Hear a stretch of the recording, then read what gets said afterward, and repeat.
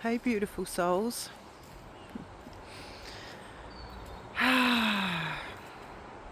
It's been a very sobering time. A time of revealing and truth. A time of the last pieces that really need to be seen and witnessed for what they are. And we've been talking about this for a long time, right? Things that need to be seen, the truth. And sometimes there are things that we only have access to as much as we're conscious of, right? And also, especially with the people and things closest to us, things that we thought we really knew, we don't always want to see the truth of how things are. And what I've experienced and what I've witnessed recently has been very humbling. But it's also been a very deep dive into the reality. You know, even though they say blood is thicker than water, actually the blood ties can be very complex. And the people that we think should support, love, guide us and support us, be there for us, you think that there's an intrinsic, basic level of trust and care and consideration. And actually that is not always the case. What I'm witnessing, particularly from some masculines, not all, but some, is a very parasitic energy towards the feminine. And it's like it's always been there. And again, this is what's happening, isn't it? It's showing what's always been there. But it's very much to the surface, very much undeniable, very visible to those who can see. And I'm even noticing it in HD around me, just in various scenarios, in couples that I witness, in families that I witness. It's that thing of, say you've been, I'll give you an example. You've been in a relationship for however long, 3 years, 4 years, 5 years, 1 year, whatever.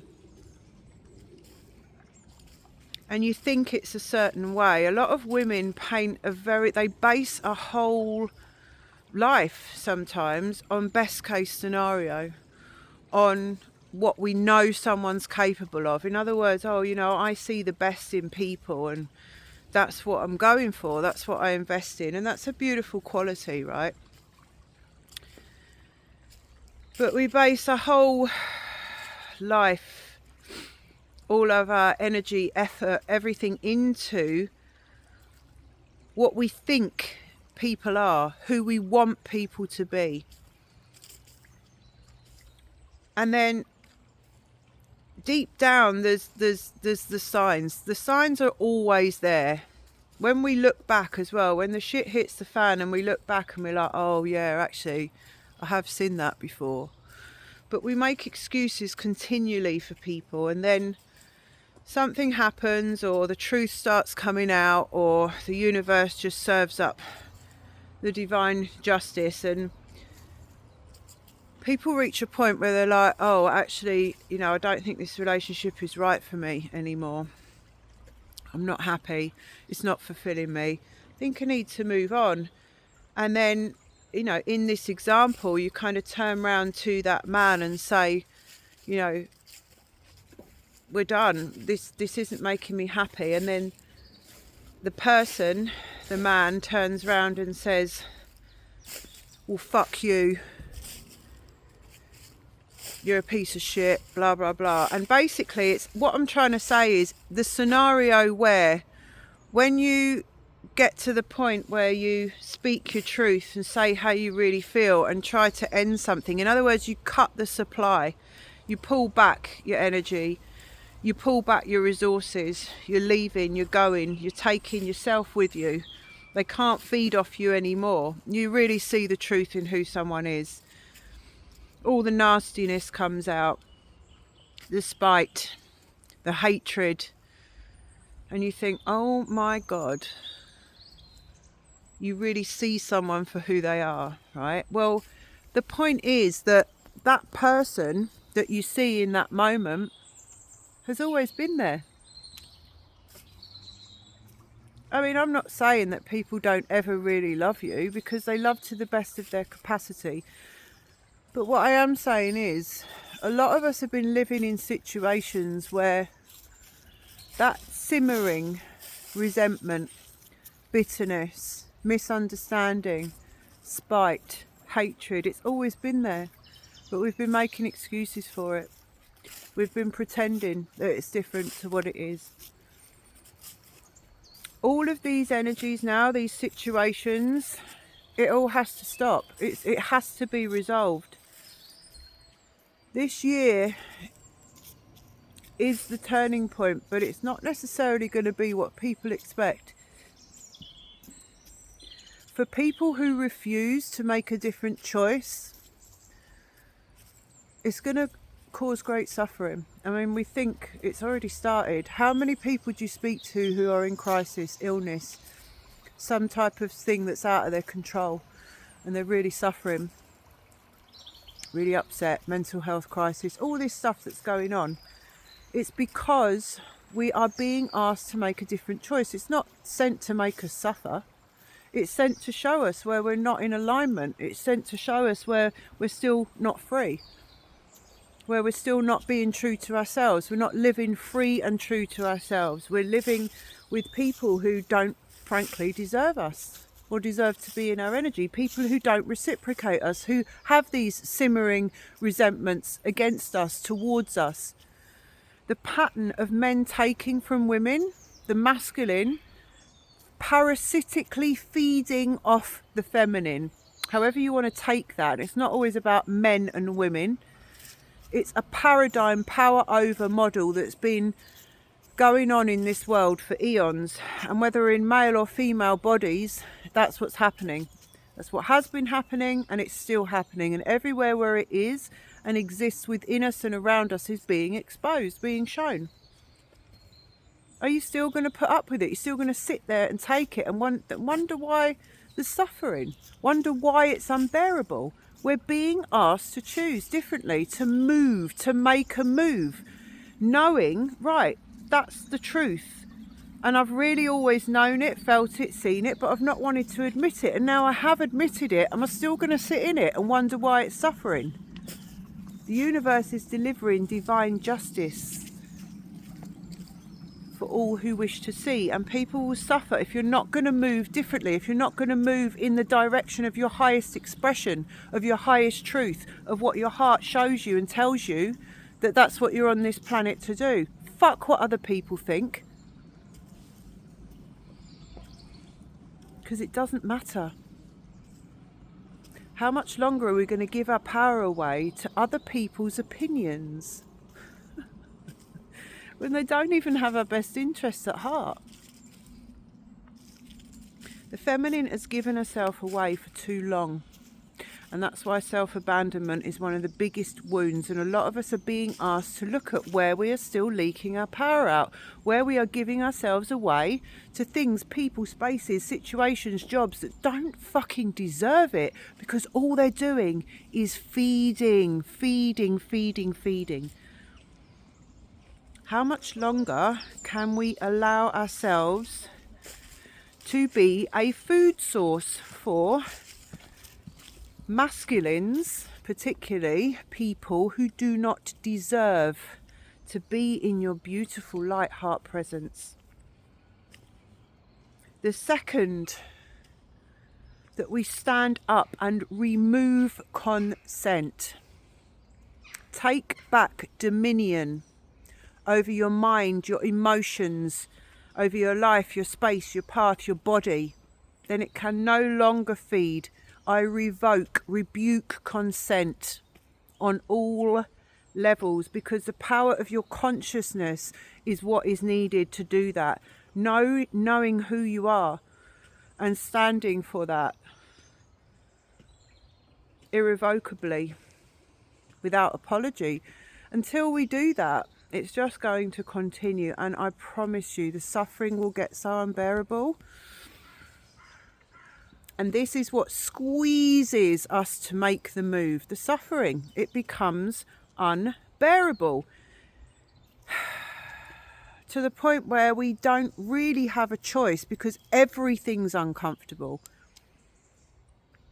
You know, thinking about stepping out of our comfort zone and doing things that we know we should, we know we're being called to, but it feels really uncomfortable, or it causes fear, it causes resistance in the body. I don't know whether I can do it.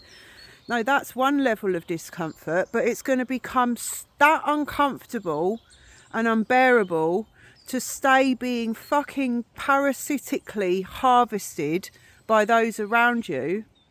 That will become so unbearable that it's like, okay, which is more comfortable, which is less uncomfortable. And then we're so squeezed in the situation that we have to do something differently. We have to leave. Even though we don't know what's on the other side, even though it causes so much fear, we have to make the move. That's what this year is about.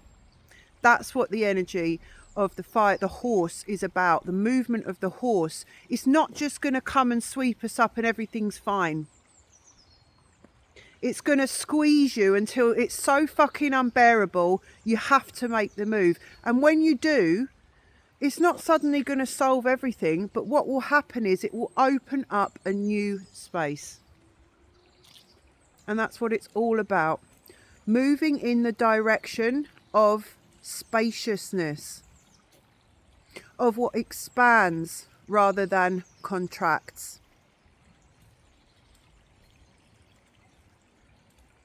And for those who do that, for those who have the courage, the willingness, the self-belief, the tiny thread of faith that is nagging at you, that speaks volumes, that says, look, I don't know what's on the other side, but it's got to be better than this. And I'm done being a food source for the fucking weakness of others. If you've got the courage to move in that energy, the whole world will open up for you. You will feel and see how divinely supported and protected you are in ways that you can't even explain or imagine. So the movement's all down to you, my love. No one's going to come in and do it for you. And the universe is waiting to drop into the space that you create something that is more aligned with your heart, something that's more aligned with your true worth as a sovereign being. But you've got to stand up. You've got to take the momentum. You've got to create it. You've got to move. Can't just keep sitting, taking the same old shit from people. Allowing people to just take. Making excuses, pretending things are okay. Ignoring the truth that's nagging. And you'll be lucky if you can ignore it much longer, because the body is taking the stress now. The body's had enough. The earth has had enough. The body is erupting and will do, with all sorts of physical issues and problems if we don't listen to it.